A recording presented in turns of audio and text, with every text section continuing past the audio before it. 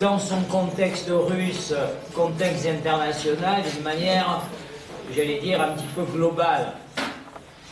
Cet après-midi, on va s'interroger un petit peu plus sur l'impact, sur les effets de cet événement dans des cas nationaux ou continentaux particuliers, en partant de cette idée qu'on a affaire à un événement qui est évidemment fondateur pour la société soviétique elle-même et pour le mouvement communiste, mais qu'au-delà, bien entendu, il y a eu des effets qui sont des effets en profondeur dans toute une série de contextes particuliers. Donc cet après-midi, nous verrons successivement le cas italien, donc la réception et l'impact d'octobre sur le cas italien, donc Marco Di Maggio de l'université Sapienza de Rome, Moccirio, qui elle nous parlera du Brésil et de l'Amérique latine, évidemment, continent décisif, fortement marqué par cet événement, comme on le sait. Donc Moccirio, donc, qui est maître de conférence à l'université de Paris-Est, Alain Ruscio, qui connaît particulièrement évidemment le Vietnam et plus généralement la question des colonies françaises, évidemment du point de vue du combat anticolonialiste, anti-impérialiste, bien sûr. La révolution d'octobre, on sait que ça a eu un impact particulier. Il nous parlera, lui, plus précisément du Vietnam et de l'Algérie. Et enfin, Serge Golikov, qui s'interrogera, lui, plutôt sur la question des commémorations, comment dans le temps a évolué la commémoration de l'événement fondateur. Et la commémoration dit aussi beaucoup de choses sur l'événement lui-même, d'une certaine manière, mais surtout, évidemment, sur les représentations qui ont été les siennes dans le temps. Donc, je vous propose d'écouter successivement. Donc, Marco et Maud ont fait comme ce matin. On a combien? Une heure et demie? Voilà, donc on fait 20 minutes, chaque fois chacun. Petite discussion avec vous. Je suppose qu'il y a une petite pause, il y a des petits biscuits et du café, et nous reprenons ensuite avec les deux autres intervenants. Marco, tu as la parole. Merci à tous et toutes.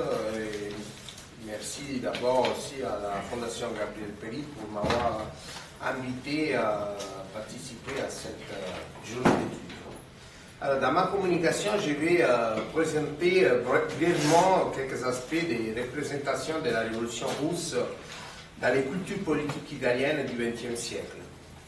Et je fais ça en m'appuyant sur l'ouvrage collettif Sfumature di Rosso, rappresentazioni della rivoluzione russa nella politica italiana del Novecento. Un ouvrage que j'ai dirigé et qui va sortir les 15 avril prochain dans les librairies italiennes. Comme été dit par les politologues anglais Sidney Tarro, dans la deuxième moitié du XXe siècle, l'Italie est le pays de l'Occident où la confrontation politique et la lutte des classes a eu la plus forte connotation idéologique. Cette idéologisation de la vie politique et de la dialectique sociale comporte la présence dans les cultures politiques italiennes des multiples lectures et représentations de la révolution de 1917. Cela vaut pour les cultures qui s'inspirent de cette expérience et comme pour celles qui la considèrent comme une menace.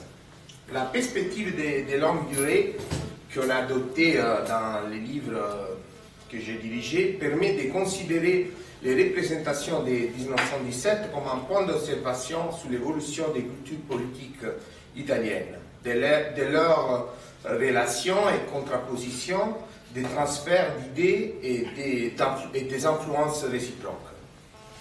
L'étude des représentations de 1917 nous oblige à porter l'attention sur les rapports que ces cultures instaurent avec la forme d'État et de gouvernement qui naît de la Révolution, avec sa transformation en superpuissance mondiale et enfin avec la crise et la disparition de cette superpuissance. Pour les courants politiques de la gauche, mais aussi pour celles catholiques, libérales, conservatrices et de droite, l'image de la révolution de la révolution russe se croise et en plusieurs cas se confond avec celle de l'Union soviétique. Ces croisements entre les représentations de la révolution et l'image de l'Union soviétique commencent déjà dans les années 20. Et il est la conséquence de la crise du projet de révolution mondiale dont on parlait ce matin et de la construction de l'État stalinien et aussi du processus de nationalisation des partis communistes. À partir de la moitié des années 20, le modèle soviétique devient un élément de comparaison ou un exemple pour tout courant politique et culturel qui vise à élaborer une lecture de la société des masses, du capitalisme fordiste, du rapport entre l'État et les classes sociales et du rapport entre les intérêts économiques individuels et collectifs. Les représentations italiennes de la révolution russe pouvant être étudiées à partir de deux approches croisées, celui de l'usage public de l'histoire et celui de la réflexion théorique. Par exemple, les lectures et les attitudes vis-à-vis de la révolution russe du socialisme italien pendant l'année 1917 nous permettent de mesurer l'impact de la révolution en Italie. On voit par exemple comment les processus révolutionnaires qui se déroulent entre février et octobre produit tout de suite la coupure entre révolutionnaires et réformistes. Cette dichotomie marquera fortement toute la dialectique politique et culturelle des organisations de gauche et leurs relations réciproques. Et c'est une coupure qui disparaîtra seulement à la fin des 30 Glorieuses et encore plus à la fin du XXe siècle.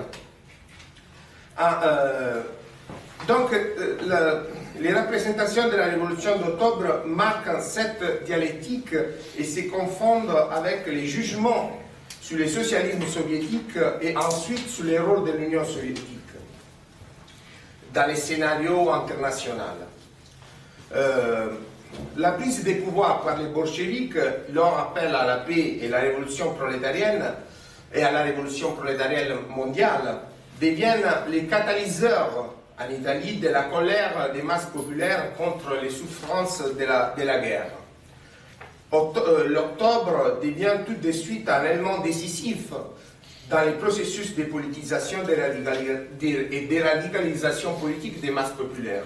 Par exemple, on a un épisode des représentants mécheviks pendant les printemps 1917 viennent en Italie présenter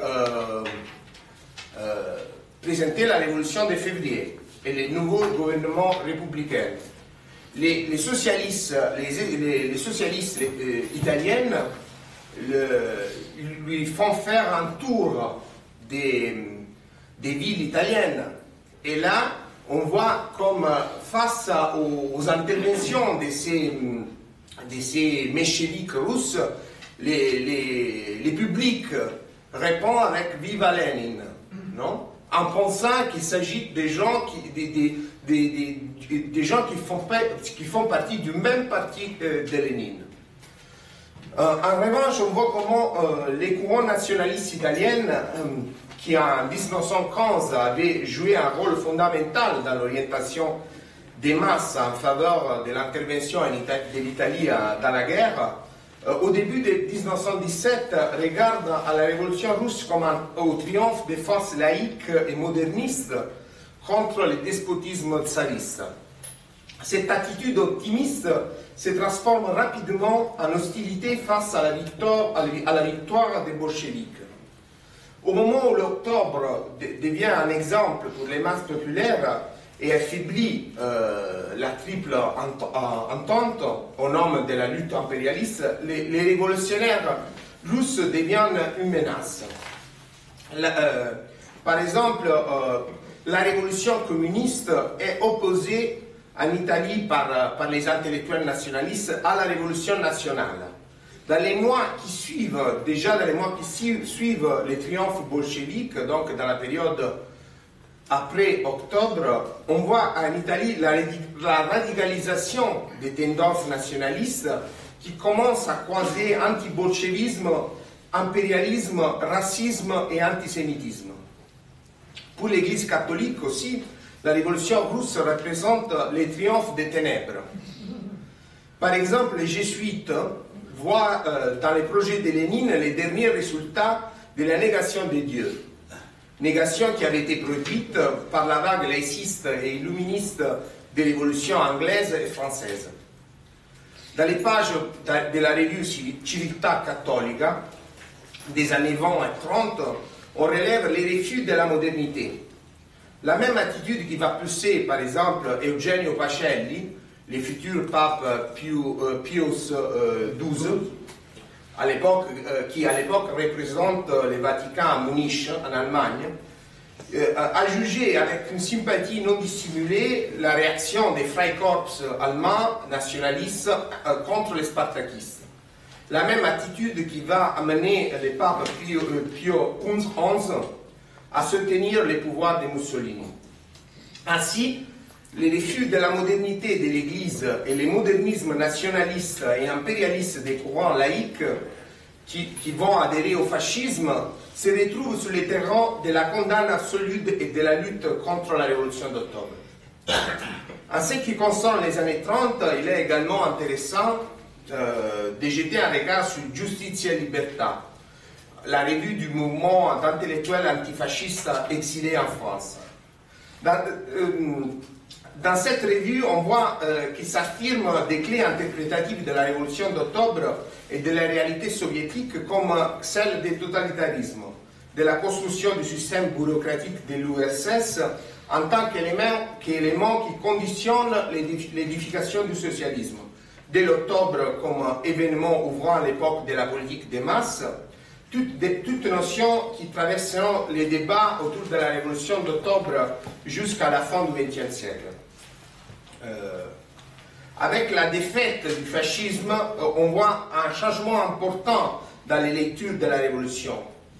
On retrouve par exemple des signaux significatifs de cette révolution dans les quotidiens italiens, le Corriere della Sera et La Stampa, qui sont les quotidiens de la bourgeoisie libérale et laïque.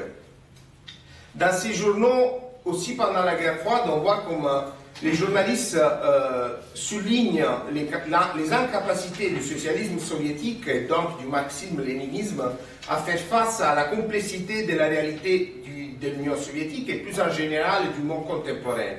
Il s'agit des paradigmes interprétatifs qui s'affirmeront après 1956 de manière plus large, et aussi dans l'Église catholique. Par exemple, après la répression en Hongrie, la Civiltà Cattolica affirme que le système soviétique a démontré de ne pouvoir assurer la liberté des masses et la prospérité des masses, donc a trahi les messages originaires des bolcheviks.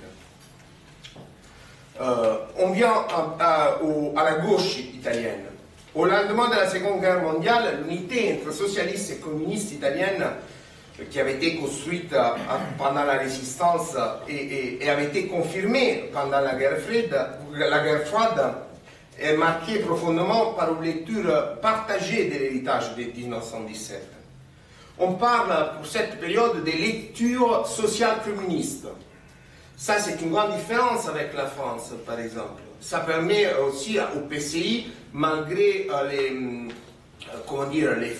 les monolithismes staliniens, de pouvoir développer une lecture qui est nationale, qui est plus ouverte par rapport à celle du PCF. Il n'y a pas une compétition avec les partis socialistes en Italie, mais plutôt une hégémonie des communistes sur la culture socialiste.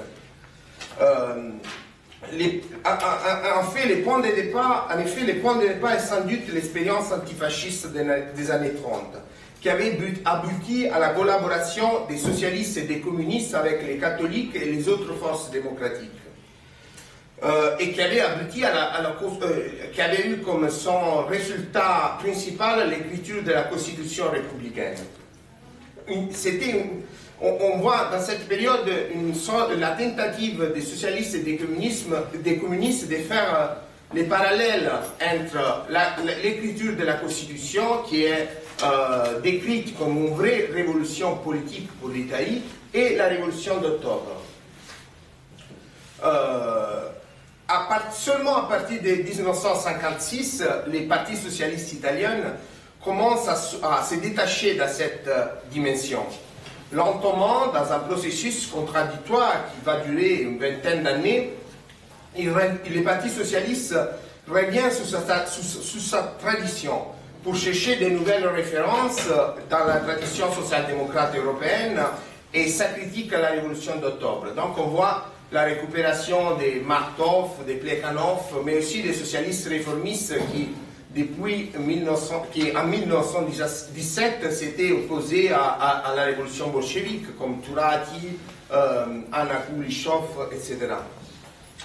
Par contre, du côté communiste, après la mort de Togliatti en 1964, les renouvellements dans la continuité inaugurés par Longo et poursuivis par Berlinguer confirment les liens originaux avec l'expérience de la révolution d'octobre. Des années 60 jusqu'à la mort de Berlinguer en 1984, l'image propre au communisme italien est celle gramscienne de 1917 comme le point de départ pour une recherche d'une voie originale, voire différente de celle bolchevique pour la révolution en Occident. Entre 1956 et 1977, par des parcours toujours plus divergents, les tentatives de révision historique sur la révolution menées par les communistes et par les socialistes italiens produisent des résultats importants. Ces réflexions nous laissent, à mon avis, un héritage significatif pour l'historiographie du mouvement ouvrier international. Au montant ces avancements de l'historiographie, les divisions politiques et idéologiques dans les mouvements ouvriers italiens et internationaux produisent une progressive fragmentation des lectures de la Révolution d'octobre. Dans ce cadre, s'insèrent aussi les lectures des organisations d'extrême gauche, qui ont une conception finaliste, voire simpliste de l'histoire et de l'expérience de 1917. Moi, maintenant, je ne peux pas trop développer. L'historiographie voit dans la fin des années 70 un tournant dans l'histoire italienne. Ces tournants s'insèrent dans la nouvelle phase de l'historiographie mondiale, de l'histoire mondiale, excusez-moi, avec la fin des Trente Glorieuses. Et dans les sciences sociales, notamment dans l'histoire, on a la diffusion de l'usage toujours plus indifférencié de la notion de totalitarisme. Tous ces changements sont aussi amplifiés par les nouveaux rôles des médias qui conditionnent de plus en plus les débats publics et la confrontation politique. L'évolution du discours sur la révolution d'octobre permet de mieux comprendre les spécificités de cette mutation. Par exemple, pour montrer la nature totalitaire de tout processus révolutionnaire, un journal comme le Corriere della Sera utilise un langage et des sujets très semblants à ceux qu'on retrouve dans la revue jésuite Civiltà Cattolica. À la fois, Civiltà Cattolica n'hésite pas à citer l'historienne socialiste et ancien trotskiste Massimo Luigi Salvadori, qui dans cette période joue un rôle majeur en Italie dans la diffusion des positions de François Furet sur la Révolution. Ces nouveaux cadres culturels favorisent une nouvelle marginalisation du Parti communiste. En effet, avec l'échec du compromis historique, les dernières années du secrétariat de Berlinguer voient la poursuite des efforts d'élaboration sur l'héritage de 1917.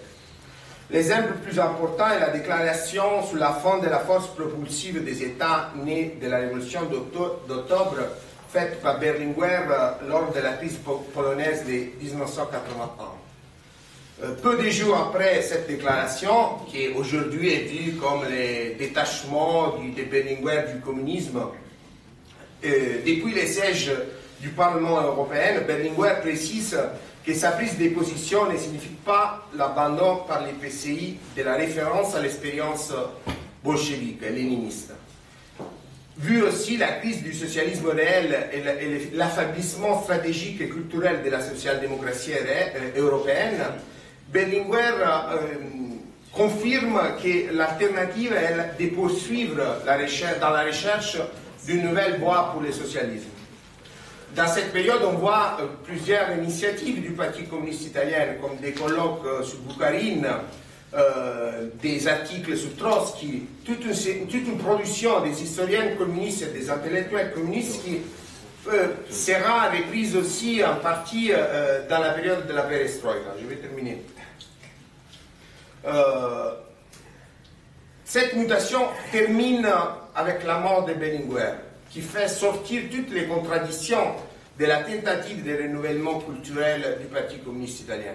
On voit par exemple déjà en 1984, après la mort du secrétaire, que les revues communistes commencent à publier des articles de François Furet, des replis par exemple des revues comme les Nouvel Observateur français. On voit la diffusion aussi par les partis communistes, par toute une série de paradigmes qu'on peut reconduire à l'idéologie antitotalitaire. Les socialistes italiens, par contre, ils faisaient ça déjà depuis 1977 avec la montée au sommet du parti de Bettino Craxi. C'est une mutation de la culture communiste qui commence après la mort de Berlinguer. Et on peut dire que, je vais conclure, ce qui se passe après la mort de Berlinguer et l'évolution libérale du Parti socialiste peuvent être étudiés avec comme les deux visages de la crise des cultures politiques du mouvement ouvrier italien face à l'affirmation de l'hégémonie néolibérale. La gauche italienne n'arrive pas à comprendre et à s'opposer à l'affirmation de cette hégémonie. Par exemple, en utilisant l'équation jacobinisme-bolchevisme, celle de la nature, les paradigmes de la nature totalitaire de tout processus révolutionnaire, c'est des thèses qui sont soutenues par des intellectuels communistes très proches du nouveau secrétaire du PCI, Achille Occhetto. Et on voit qu'ainsi les PCI participent à l'affirmation d'un univers de références externes à la culture du mouvement ouvrier. La fin du socialisme réel en 89-91 est contemporaine à la fin de la gauche italienne, au moins dans les formes culturelles et organisationnelles qu'elle s'était donnée dans le XXe siècle. Cet épilogue voit aussi la disparition de l'idée de révolution née en 1917 et de la référence à cette expérience. À partir des années 90, l'expulsion progressive du débat public de l'histoire et la marginalisation des historiennes dans les ghettos de l'académie et des spécialismes favorisent la simplification des représentations de la révolution russe, comme aussi beaucoup d'autres moments des phénomènes historiques comme la résistance ou le fascisme. Merci. Excusez-moi pour le français.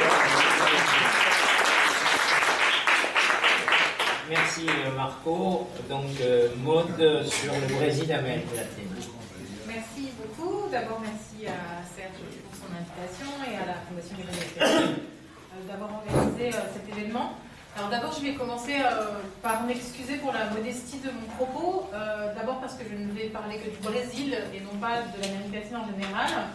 Et d'autre part, parce que même au sujet du Brésil, Je me distingue de cette assemblée de spécialistes par le fait de ne pas être spécialiste ni de 1917, ni de la période, ni de l'histoire du communisme, du marxisme ou même de la gauche. Vous dites, mais qu'est-ce qu'elle fait là? Je suis spécialiste de l'extrême droite militaire dans les années 60 et 70, au Brésil quand même, hein, je ne vais pas vous parler quand même d'un autre pays. Donc dans mes recherches, le communisme est une figure quasi chimérique, un ennemi autant inventé qu'étudié, et la révolution de 1917 est relativement absente, car ce n'est pas un moment fondateur de l'anticommunisme brésilien, qui est en fait le moment fondateur est une révolte ultérieure en 1935, comme j'y reviendrai. Donc je vais vous parler en tant que familière de l'histoire sociopolitique du Brésil au XXe siècle.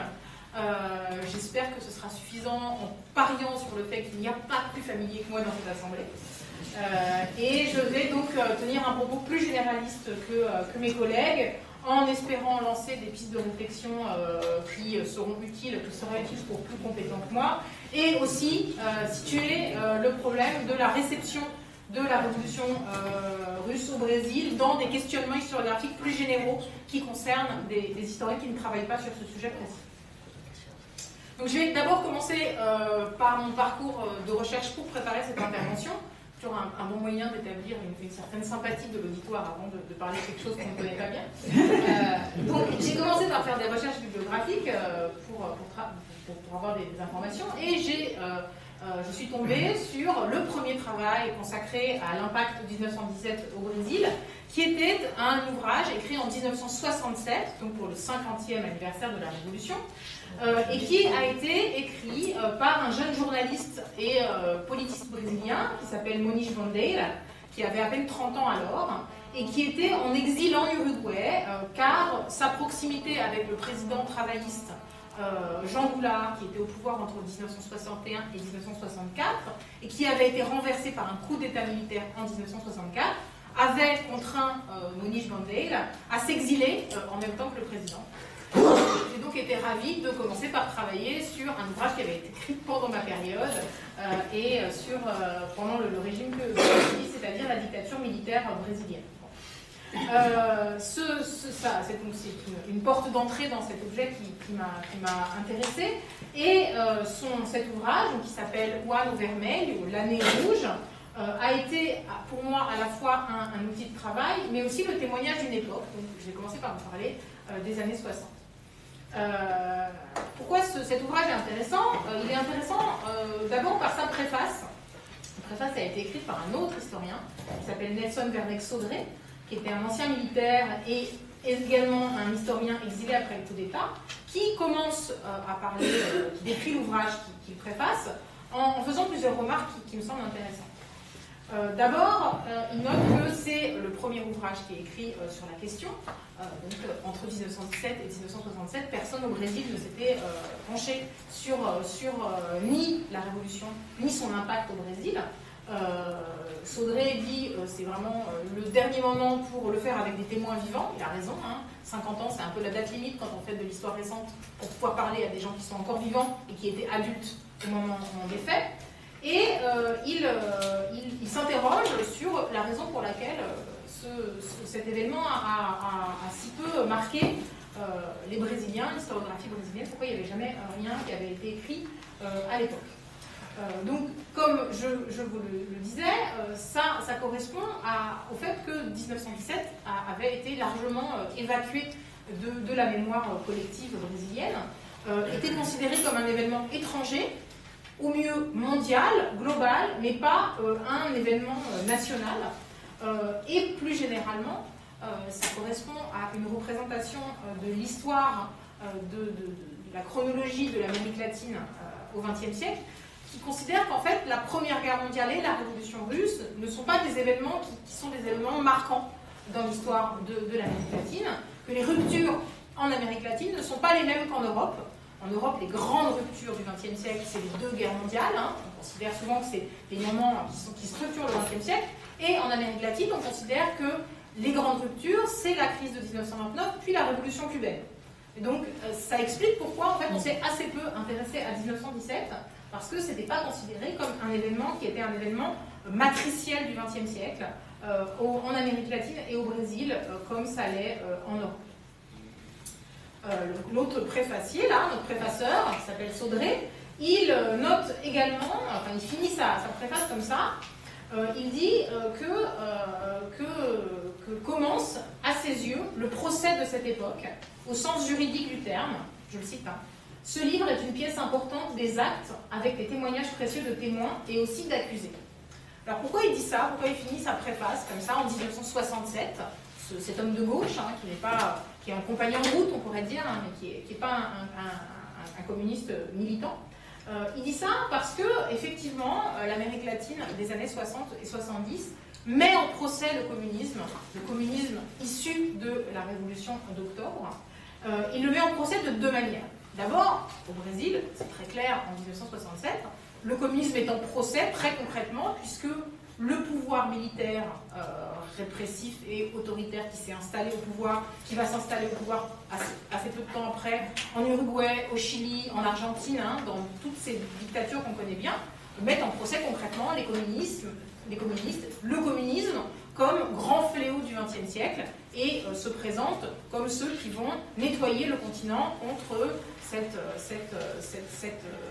cette idéologie qui, à leurs yeux, grève l'histoire du continent. Mais ce qui est intéressant, c'est que le communisme, il est aussi en procès moral, pas juridique, hein, à gauche. Hein, l'Amérique latine des années 60 met en procès le communisme des partis communistes d'obédience liés à l'international pour plusieurs raisons. Mais au Brésil, très concrètement, parce qu'on considère que les coups d'État de droite, les coups d'État militaires, sont le signe de l'échec de la stratégie communiste au XXe siècle. Les partis communistes, non seulement n'ont pas fait la révolution, mais en plus, ils n'ont pas empêché l'arrivée de dictatures anticommunistes, de droite, réactionnaires, etc. Au Brésil, c'est exactement ça qui se passe. Le grand parti communiste, qu'on appelle le Partidão, le grand parti, a échoué dans le regard des jeunes générations des années 60, n'ayant ni fait la révolution, ni été capable de résister contre le coup d'État de 1964. Donc, ce qui va être porté comme regard à cette époque-là, c'est l'histoire d'un échec, hein, l'histoire de 50 ans d'échec, échec à faire la révolution et échec d'être capable d'empêcher un glissement à droite de l'Amérique latine pendant 10, 15, 20 ans à partir des coups d'État, et on pourrait même considérer au-delà. C'est de ça que je vais vous parler, après cette introduction un peu à la manière des poupées russes. Hein. Je parle de mon regard sur 67, qui porte un regard sur 1917, mais en essayant de repasser sur cette période et en essayant de comprendre pourquoi en 67 ce regard a pu être porté sur l'histoire du communisme brésilien des 50 dernières années. Donc je vais vous faire une présentation assez générale en 3 points. Mon premier point, ça va être dans quel contexte national arrive la nouvelle de la révolution bolchevique, donc le terreau brésilien. Le deuxième point, ça va être la réception très concrète de l'événement. Et le troisième point, ça va être le survol de sa postérité au Brésil, en essayant de poser des questions sur l'importance qu'a pu avoir cet événement et sa postérité dans l'histoire politique du pays. Alors, premier point, donc le terreau brésilien. Qu'est-ce que c'est que le Brésil, le mouvement ouvrier, la situation politique dans laquelle arrive la nouvelle de 1917. Donc, le Brésil du XXe siècle est un pays, comme vous pouvez l'imaginer, très faiblement industrialisé. C'est un pays hégémoniquement rural, plus encore que la Russie de cette époque-là, puisque plus de 90% de la population est à la fois agricole et rurale. Dans lequel il existe des enclaves ouvrières relativement réduites à São Paulo et à Rio surtout, et de manière plus réduite dans le sud, au Rio Grande do Sul, et dans le nord-est, près de Bahia. Pour vous donner une idée, en 1920, on a 275 000 ouvriers sur une population de 17 millions de personnes, donc on a 1,5% de la population qui est ouvrière. Et c'est ce public qui est le public exclusif des propositions de révolution et de réforme sociale, car les campagnes sont à l'époque extrêmement peu politisées. très peu touchés par des idéologies soit anarchistes, soit de réformisme social. Ce serait intéressant d'ailleurs de comparer comment les campagnes se politisent dans différents endroits du monde. Mais en tout cas, les campagnes ne sont pas sujettes à cette influence-là. Dans les villes, dans ces enclaves ouvrières, il y a un mouvement ouvrier qui est un mouvement ouvrier important, qui connaît des grèves importantes, des grèves pour certaines avec une dimension insurrectionnelle, mais qui ne sont pas du tout portées par un mouvement un mouvement marxiste.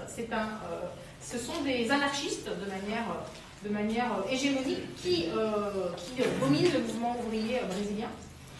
Pour la bonne raison que ces ouvriers sont à une écrasante majorité des immigrés qui viennent d'Italie ou d'Espagne et qui ont amené dans leur bagage leur politisation anarchiste. Et donc le mouvement ouvrier brésilien, il est anarchiste. Plus encore, Marx n'est quasiment pas arrivé au Brésil. Ça simplifie un petit peu, mais Marx a été extrêmement peu lu au Brésil à cette époque-là. D'abord parce qu'il n'a pas été traduit en portugais avant 1919 et pas publié en portugais avant 1923, qu'il doit donc être lu en français et que les leaders ouvriers ne parlent pas forcément français. Ceux qui l'ont lu l'incorporent dans leur réflexion comme un outil pour penser scientifiquement les processus historiques, comme Darwin, comme Comte, mais pas comme une pensée révolutionnaire.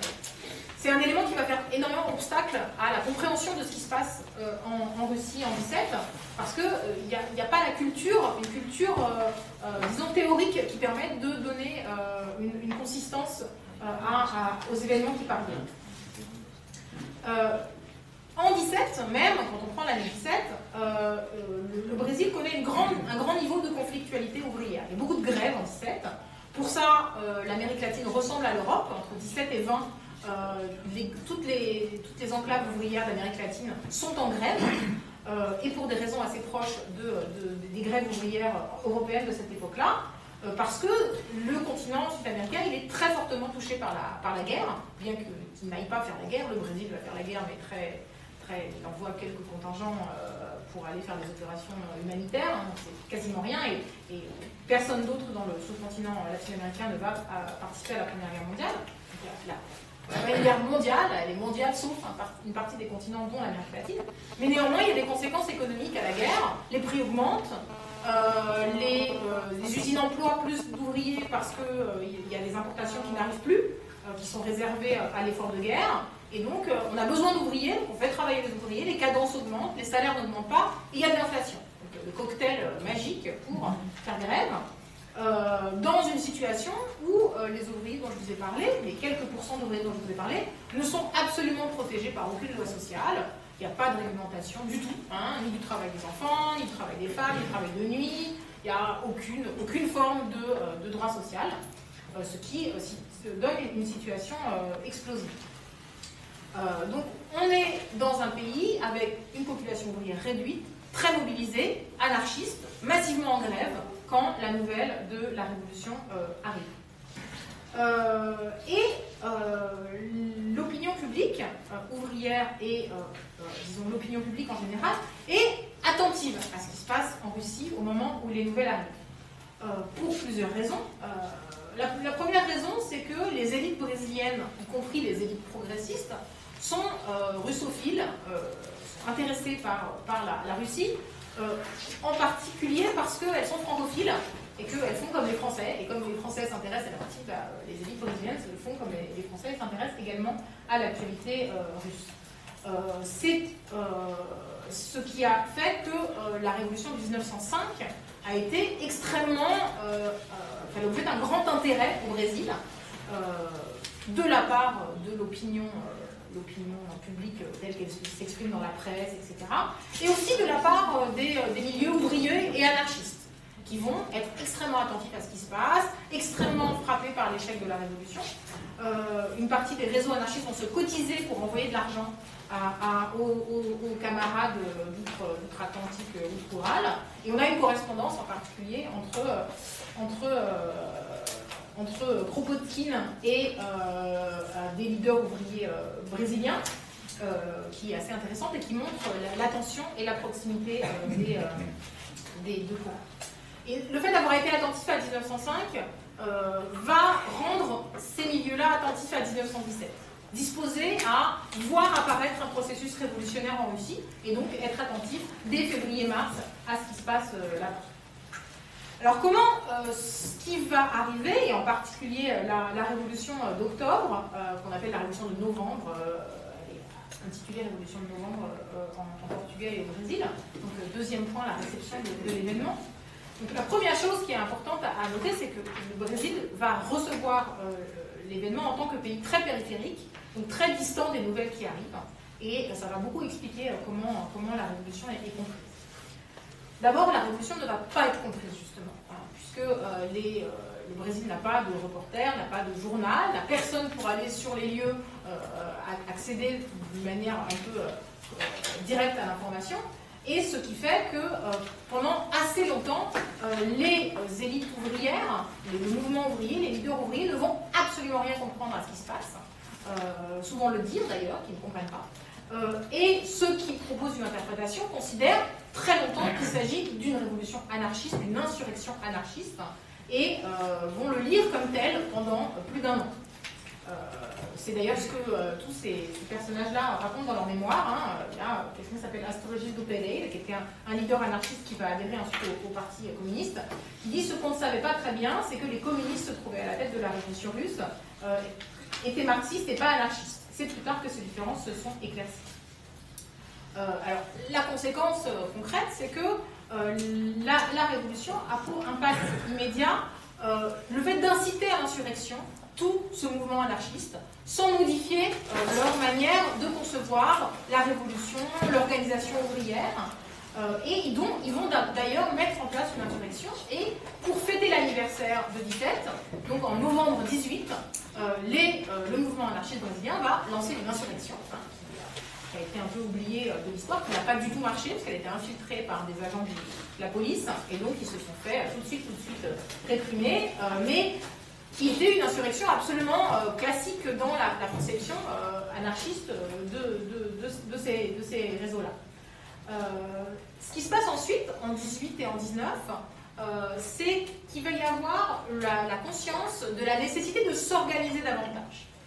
Il parvient de Russie l'idée que le mouvement ouvrier tel qu'il est organisé au Brésil n'est pas suffisamment structuré, et vont apparaître des dizaines de mouvements qui s'appellent groupes, qui s'appellent des fois partis, qui s'appellent ligues, qui importent des mots, qui importent commissaire du peuple, secrétaire général, etc., sans du tout adopter une organisation véritablement partisane et hiérarchisée. Donc on a une période de grande inventivité, disons anarcho-communiste, mais qui est assez distincte en fait de ce qui se passe en Russie. Alors on a des choses intéressantes. Là, par exemple, on a le groupe communiste Zumbi. Alors Zumbi, c'était le nom d'un des leaders d'une révolte esclave au XVIIe siècle, et qui montre justement ce qu'on disait sur le syncrétisme ce matin, l'idée de vouloir inventer déjà dès le début un communisme national, un communisme qui corresponde à l'histoire des luttes dans le pays et qui s'épanouit à cette époque-là. J'ai plus du tout le temps là. C'est ça? Théoriquement. Non, a priori c'est fini. Bon. Alors j'ai pas encore fondé le Parti communiste. Encore un peu. Encore un peu. Oui, on veut savoir. Vous voulez savoir est-ce qu'il y a un Parti communiste? On veut connaître la fin. Donc c'est ce processus-là de grande inventivité, de grande diversité de mouvements anarcho-communistes, qui ne se différencient pas très clairement, qui va donner naissance en mars 1922 à un parti communiste du Brésil, qui est fondé par un tout petit groupe d'anarchistes. Il n'y a pas de socialisme réformiste au Brésil, donc la scission en fait, qui va donner naissance au Parti communiste, elle passe au milieu du mouvement anarchiste. Une grande spécificité du Brésil, comme il n'y a pas de socialisme, on ne peut pas se séparer des socialistes, donc on se sépare des anarchistes. Alors, on se sépare en n'ayant toujours pas bien compris ce qui se passait en Russie, ce qui est quand même assez intéressant. Et donc, le premier délégué du Parti communiste brésilien qui arrive pour se faire valider et devenir section de l'Internationale, il arrive en n'ayant pas compris qu'il fallait suivre une ligne, donc il explique que son parti est infesté d'anarchistes, mais que de toute façon, Par ailleurs, les bolcheviks ont l'air aussi invités d'anarchistes, lui il n'était pas anarchiste, il s'était bien différencié. Et il fait l'éloge des francs-maçons, et bref, le parti communiste brésilien n'est pas accepté, et donc ne va être accepté que 2 ans plus tard, parce qu'il y avait, non mais c'est pas, ça paraît un peu les pieds nickelés, etc., mais il y avait une grande confusion, une difficulté d'accès à l'information. Alors ce que je ne vous ai pas dit, pourquoi il y a aussi une grande difficulté d'accès à l'information en 17, en 18? Parce que les nouvelles qui arrivent au Brésil, qui sont publiées dans la presse brésilienne, c'est les nouvelles des agences de presse européennes, de Havas ou de américaines, United Press, qui racontent, qui font de la propagande selon leurs intérêts du moment. Et c'est le seul accès possible à l'information pendant assez longtemps. Et donc, on arrive, voilà, et je vais passer sur la postérité en surfant sur le XXe siècle ensuite. Donc, on arrive à un parti communiste qui finalement rentre dans les clous assez tard, hein, en 24-25, et qui va devenir une section très liée de fait concrètement à l'international et à la section latino-américaine de l'international, assez tard, loin déjà de la Révolution. Alors, qu'est-ce qui se passe ensuite et pourquoi, qu'est-ce qu'il y a comme spécificité du communisme brésilien au XXe siècle? Je ne vais pas aller loin, hein, je vais aller, disons, une dizaine, une quinzaine d'années. Donc, entre 22 et 1935, donc la fondation et le moment dont je vous parlerai pour conclure, on a un PC qui est groupusculaire, qui ne récupère pas du tout l'audience que l'anarchisme avait sur le mouvement ouvrier. L'anarchisme s'écroule et le PC ne crée pas une influence. Donc on a un reflux du mouvement ouvrier brésilien et une oscillation entre la stratégie de classe contre classe et d'alliance avec la petite bourgeoisie qui va essentiellement déboucher sur des échecs. Et ce qui est intéressant, finalement quand on regarde l'Amérique latine en général, c'est qu'à cette époque-là, il y a des mouvements révolutionnaires au Brésil et en Amérique latine, mais ce n'est pas des mouvements ouvriers. Et quand on regarde l'Amérique latine au XXe siècle, et c'est ça qui explique aussi pourquoi le Parti communiste a eu du mal, c'est qu'il y a eu des grands mouvements révolutionnaires, mais ce n'était jamais porté par des ouvriers. C'était porté par des paysans, c'était porté par des militaires, c'était porté par des intellectuels et des étudiants, mais ce n'était pas porté par des ouvriers. Et la stratégie de révolution prolétaire du Parti communiste a eu à gérer cette situation-là. Il y a des endroits où ça s'est géré par l'éclosion de révolution, mais c'est quand même ça la grande problématique de l'Amérique latine et du communisme latino-américain et brésilien au XXe siècle. Donc dans les années 20, il y a des mouvements révolutionnaires, en particulier il y a des jeunes lieutenants qui traversent le pays, qui font une longue marche, avant la longue marche chinoise, qui tentent de renverser le régime avec un argumentaire nationaliste, social, autoritaire en partie, et c'est eux qui font la révolution, qui tentent de la faire, et c'est pas les communistes. Alors, ce que va essayer de faire le communisme, c'est le pari qui va échouer mais qui aurait pu gagner, c'est de s'allier avec une partie de ses lieutenants et de tenter de faire une révolution nationaliste et démocratique en s'alliant avec ces jeunes lieutenants qui sont en train d'essayer de faire la révolution dans les années 20. Ça va donner le grand leader brésilien communiste du XXe siècle, qui s'appelle Luiz Carlos Prestes, qui était un militaire, qui a fait totalement indépendamment du marxisme et du communisme, qui a tenté de faire la révolution dans les années 20, et qui a fini par devenir le leader du Parti communiste dans les années 30 et jusqu'à sa mort dans les années 90. Mais sans parvenir à le faire. Alors, je conclus vraiment sur ce qui va être l'élément central ensuite de la suite du siècle et qui permet de comprendre pourquoi il n'y a pas eu de révolution au Brésil et pourquoi le Brésil, en fait, a été tellement connu de tel conservatisme anticommuniste au XXe siècle. Dans les années 20, le Parti communiste est un groupuscule, il n'arrive pas à se développer, il y a quelques centaines de militants, et puis la crise de 29, 30, 31 lui profite évidemment, et commence à avoir une audience beaucoup plus large dans une population urbaine qui s'est appauvrie, qui est au chômage, etc. Et le Parti communiste inaugure tout seul une stratégie de front populaire, avant la France, avant que l'international ouvre la porte à ça. Et donc il va y avoir la création d'un front populaire, qui est une alliance populaire, qui s'appelle l'Alliance nationale libératrice, qui va commencer à devenir un mouvement de masse, de rue, antifasciste et d'alliance avec les lieutenants, mais aussi tout ce qu'il pouvait y avoir de gauche plus ou moins travailliste à l'époque.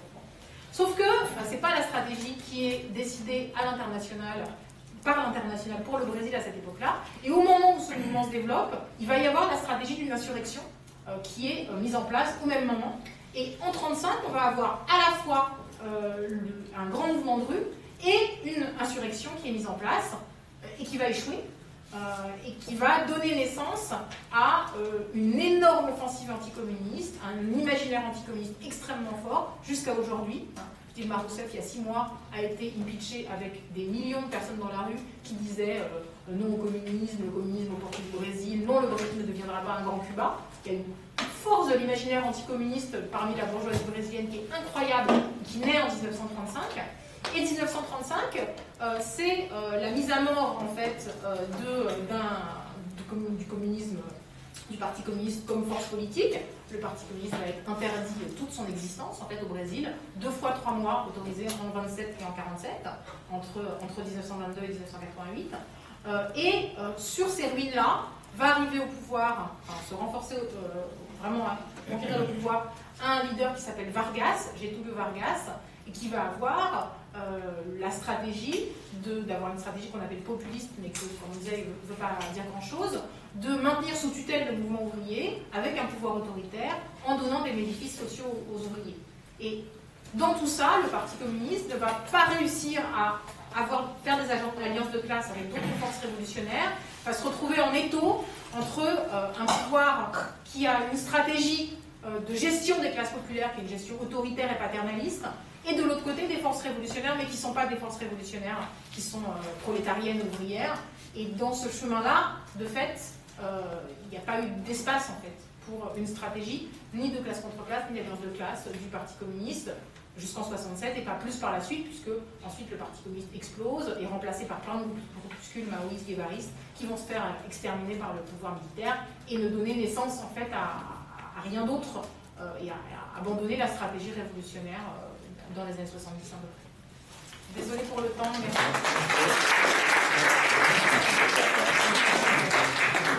Bien, je vous propose donc, comme ce matin, un temps de discussion, on se donne en principe une petite demi-heure avant la pause, petite demi-heure. La parole est à vous. Oui. Disons, à mon époque, on parlait d'eurocommunisme. Ça, c'est quand même un thème intéressant, enfin, il me semble pertinent, même encore aujourd'hui.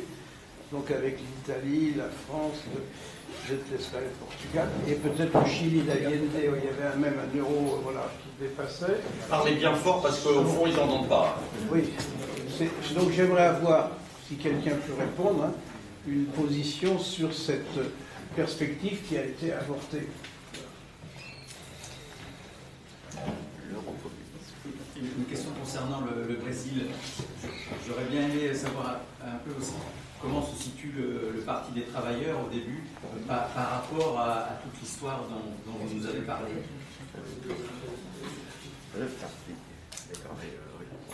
Allez-y, allez-y. Il y a deux choses qui me frappent dans vos interventions. D'abord, dans le temps long, on peut se demander si la révolution de 1917 serait l'apogée d'un cycle de révolution qui commence en gros en 1789 et qui prend fin sous des formes différentes dans la deuxième moitié du XXe siècle. Et puis, le deuxième point qui frappe également, c'est les temporalités différentes suivant peut-être les continents. J'ai trouvé remarquable que vous disiez qu'effectivement le point de repère important en Amérique latine, c'est la crise de 29 et puis la révolution cubaine, qui participe du mouvement, d'une certaine manière, du mouvement de révolution de 1917, mais avec des formes quand même très particulières. Et ce qui fait, je parle en même temps, cette richesse du XXe siècle, ces ombres et ces lumières, et je veux dire que c'est ces deux points, moi, qui me paraissent particulièrement importants, je crois, pour interpréter dans le temps long les différents épisodes révolutionnaires où j'ai suscité. Oui, pour prolonger un peu sur les deux questions, il y a ce serait dommage qu'on n'ait pas du tout de référence sur la portée de la Révolution française sur l'Amérique du Sud. C'est-à-dire on passe directement à 1917, qui elle-même est issue d'un processus. Or, le processus n'a pas suivi l'Amérique latine, donc ça pose d'autres questions. Et puis, l'autre aspect, c'est que dès le propos liminaire, on parlait d'effets continentaux. Or, on a une grande question continentale, c'est-à-dire qu'est-ce que c'est que l'Europe? Est-ce que ça a été réellement une question pensée en termes révolutionnaires liée à 17, ou est-ce qu'au contraire, ça n'a pas cassé un projet continental qui fait que après on s'est embarqué dans la guerre froide et une construction où on fait confusion entre l'Union européenne et l'Europe aujourd'hui. Est-ce qu'il y a une histoire d'un processus à caractère révolutionnaire? Il y a le moment effectivement eurocommunisme qui a des portées limitées, semble-t-il, et qui n'a quelle suite aujourd'hui? Oui. Allez-y. Juste la question pour Brésil, surtout. C'était l'idée de. Enfin, vous avez parlé de l'anarchisme, mais est-ce qu'il y avait vraiment. Peut-être qu'il y avait des références aussi à l'anarchisme russe, aux anarchistes russes, il y avait. Qui était à l'Europe. La deuxième question, c'était. Alors, vous avez évoqué le fait qu'il n'y avait pas du tout d'informations concernant la science, les infos. Ici, est-ce qu'il y avait des projets de circulation parce qu'ils ont voulu peut-être qu'il y avait des projets d'envoi des gens, des commissions, parce que je sais qu'en Allemagne, pour les artistes, c'était le cas, mais je ne sais pas du tout comment ça se passait pour eux. Merci. Oui, je voudrais savoir, vis-à-vis du Brésil, quelle était la relation du Parti communiste avec les gouvernements réformistes de Pinochet et puis de João Goulart. Notamment, je pense à la construction de Brasilia par l'architecte Niemeyer.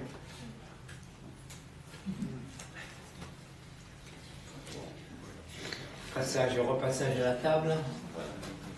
Désolé. Alors je vais répondre aux questions qui concernent spécifiquement le Brésil et l'Amérique latine, parce qu'il y en a beaucoup déjà. Donc, alors sur le Parti des travailleurs, je sais, à chaque fois, c'était vous le Parti des travailleurs, je vais essayer de chercher vos regards et vous faites un signe que je vous regarde quand je réponds.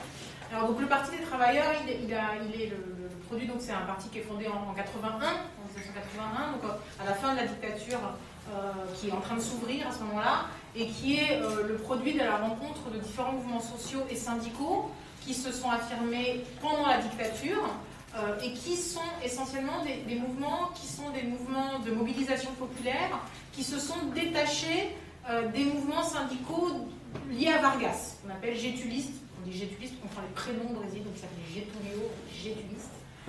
Et donc, en fait, c'est un parti qui est surtout en rupture avec la gestion des mobilisations populaires sous tutelle, sous cloche, qui était celle de Vargas, qui récupère des éléments de structuration interne du Parti communiste, y compris parce qu'une partie des fondateurs sont des anciens militants communistes, des anciens cadres communistes qui se retrouvent sans parti parce que le parti a tellement explosé qu'il est redevenu un groupuscule dans les années 70 et que le parti des travailleurs apparaît comme un parti d'avenir. C'est lui qui a les sans terre, c'est celui qui a les sans toit, c'est un parti qui semble être un parti lié au mouvement social véritablement, ce que le Parti communiste n'était plus.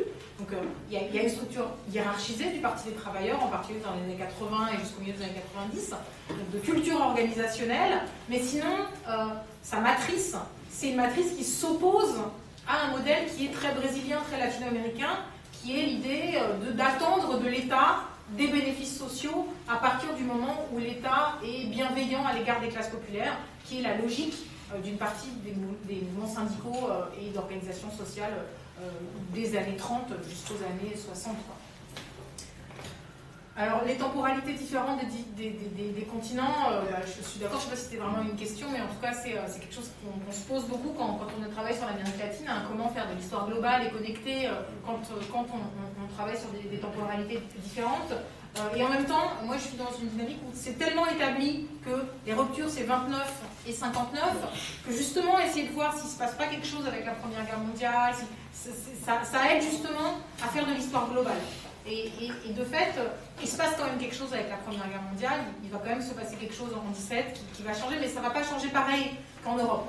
Ça va pas donner des mêmes mouvements, mais les années 30, les années 20 et les années 30 en Amérique latine, il y a des nazis, il y a des fascistes, il y a des antifascistes, il y a quand même des dynamiques qui sont globales, il y a quand même une chronologie du XXe siècle et un siècle des extrêmes qui se retrouvent un peu partout.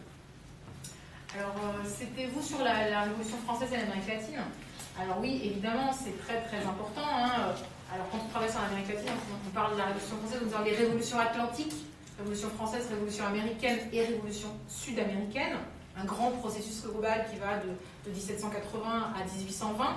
Et comme vous le savez peut-être, les indépendances latino-américaines, c'est le produit de la Révolution française en fait, hein, parce qu'il n'y a plus de droit. Napoléon, enfin, la Révolution française, puis l'ère napoléonienne, Napoléon a envahi la péninsule ibérique, il n'y avait plus de roi en péninsule ibérique, le roi d'Espagne a perdu son trône, du coup les sujets dans les colonies, il n'y avait plus de droit, donc ils n'avaient plus de droit, ils n'avaient plus quoi faire, ils ont fait des républiques. C'est vraiment ça, hein. Ils n'étaient pas spécialement républicains.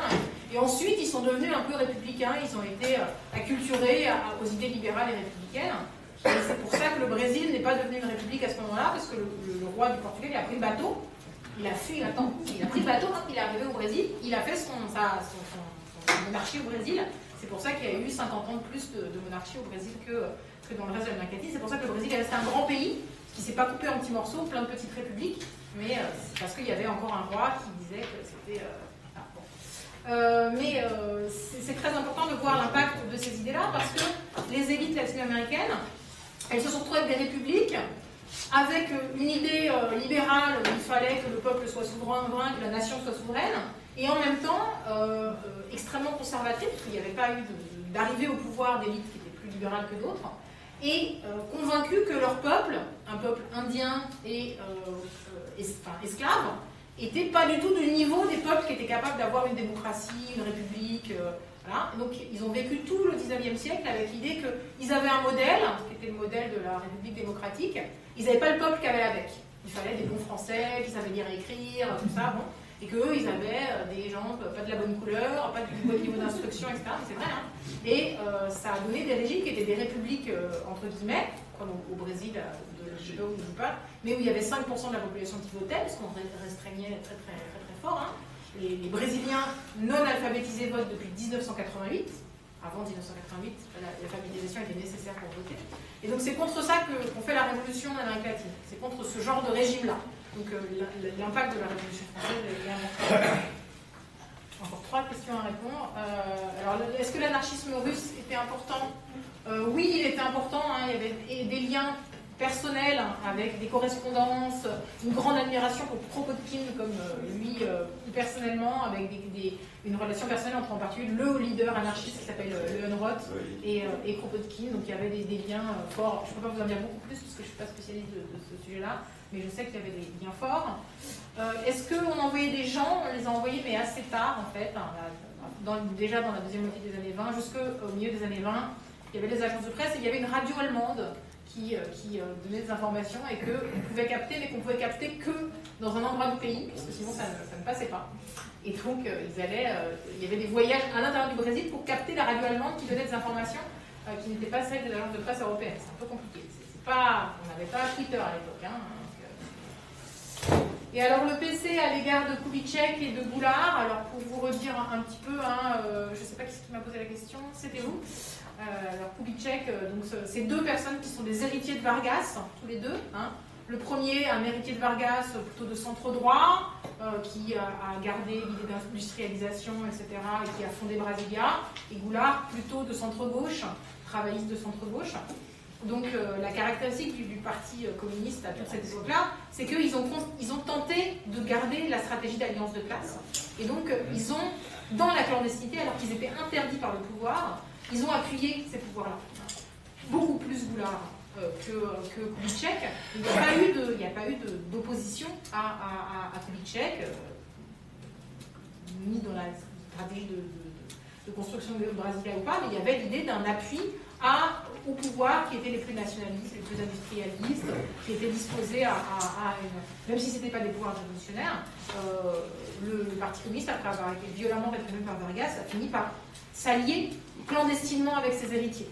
Et c'est ça qu'on nous reproche beaucoup au moment de 64, c'est-à-dire pas avoir porté une révolution, d'avoir appuyé des pouvoirs modérés et ensuite d'avoir complètement échoué à la réaction de masse. Monsieur Dimanche. Alors, moi, je vais partir de la question qui a été posée à Maud sur les temporalités. Et aussi par rapport à ce qui a été dit ce matin sur la question de l'Ukraine et de l'échec de la conférence de Bakou, etc. Là, on voit comment la question, à partir de 1917, la question des temporalités, c'est aussi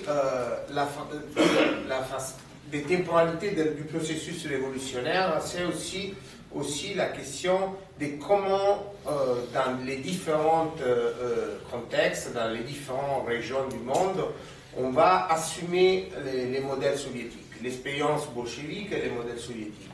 Et là, on voit comment, par exemple, l'exemple du Brésil, non, du parti communiste fait par des anarchistes, c'est intéressant parce que ça nous montre comment les modèles bolcheviques ne trouvent pas un terrain où il peut s'enraciner, et aussi comment il y a besoin d'un processus plus lent par rapport à ce qu'avait été la prévision de Lénine d'une révolution qui se serait développée très vite à partir de l'Europe. Et là, cela nous renvoie à la question qui avait été posée sur la révolution d'octobre comme la fin d'un cycle des révolutions. Bon, ça c'est la question qui avait été commencée, sur laquelle avait commencé à réfléchir Gramsci depuis les années 30, et après, et tous ceux qui ensuite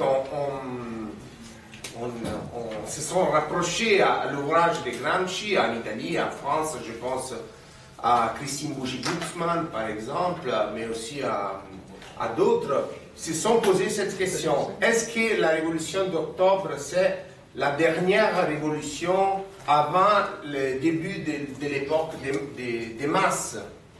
Et donc, Gramsci se pose la question de comment fait-on pour construire le socialisme, donc pour faire la révolution dans une situation de démocratie des masses, où il y a le capitalisme fordiste, où la classe ouvrière est majoritaire dans la population. Ça, c'est une question qui n'est pas résolue ni d'un point de vue politique, ni d'un point de vue théorique dans la tradition communiste du XXe siècle. Et l'eurocommunisme, c'est aussi, je ne dirais pas une tentative, parce qu'il n'arrive jamais à être une tentative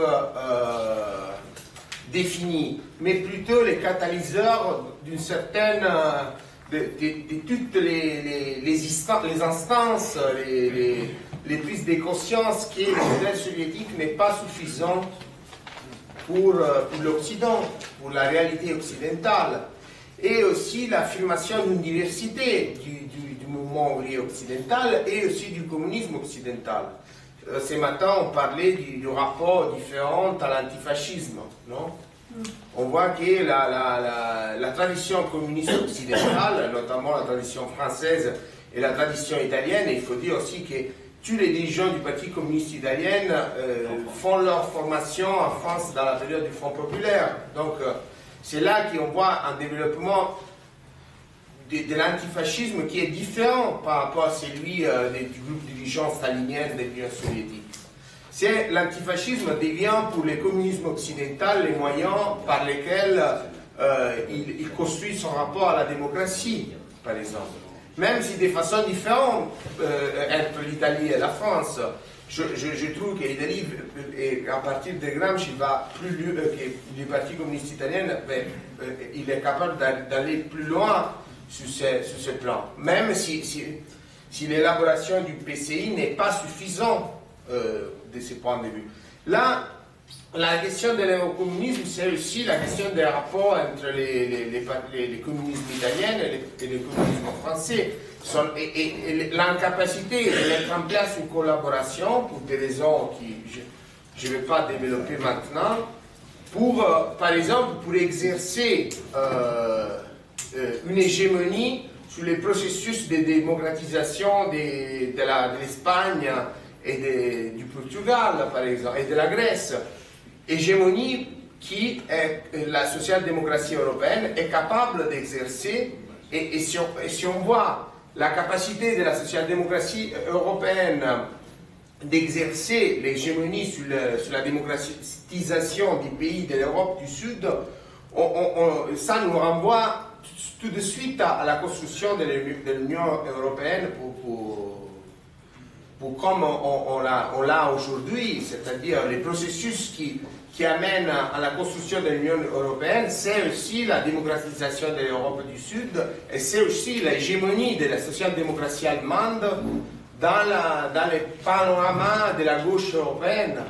Et ça, vous voyez, ça, à mon avis, renvoie à toute une série de problèmes qu'on a aujourd'hui, qui restent aujourd'hui. Mais pour ce qui concerne la révolution d'octobre, je crois que l'incapacité de résoudre jusqu'au bout, d'une façon ou de l'autre, donc du côté italien, mais aussi du côté français, mais aussi du côté portugais, du côté espagnol en Europe, les rapports avec l'expérience léniniste, c'est aussi une partie du problème qui est à l'origine de la disparition du communisme en tant que sujet agissant dans la réalité européenne. Et ça, on a beaucoup d'exemples, parce qu'on voit en Portugal la reprise du modèle de la construction des démocraties populaires. En Espagne, on a la tentative de reprendre les modèles togliattiens de la libération, de la construction de la démocratie politique en Italie en 1945. En France, on a un peu l'oscillation entre plusieurs modèles, plutôt que l'oscillation ou confusion. En Italie, on a l'oscillation entre une tendance social-démocratique et une tendance gramscienne de gauche. Donc là, il y a toute une série de contradictions dont on peut faire l'histoire, on a essayé de faire l'histoire, qui nous montre les panoramas de l'échec de la gauche communiste en Europe. Voilà. Je vous propose qu'on fasse la pause maintenant. On pourra reprendre de toute façon dans la discussion qui suivra un certain nombre de questions, peut-être pour bien maîtriser notre temps. Je vous propose de nous arrêter tout de suite. Il y a du café. Un quart d'heure, voilà. maximum. 10 minutes. 10 minutes.